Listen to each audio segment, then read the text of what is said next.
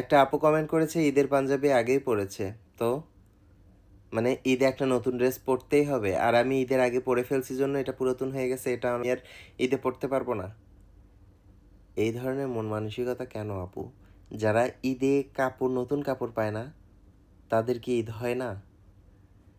যাই হোক, শুটিংয়ের কারণে অনেক সময় শপিং করা হয়, কিন্তু ঈদ আসলে আমি শপিং টপিং কিছু করি না। বিশ্বাস করবেন কি না জানি না, কারণ আমার মনে হয় আমার যেটা আছে আমি সেটাই ঈদে পরতে পারবো। আপনারা আমার ভিডিওগুলো ফলো করলে দেখতে পারবেন আমার ঈদের স্পেশাল কোনো কাপড় নাই, কোনো জুতা নাই, কোনো কিছুই নেই। ভিডিওগুলো ফলো করতে পারেন। আর আপনি যে ভিডিওতে কমেন্টটা করেছেন, এই পাঞ্জাবিটা আমার 2.5 থেকে 3 বছর আগের নন্দিনী মিউজিক ভিডিও করার জন্য আমার ফ্রেন্ড আমাকে গিফট করেছিল।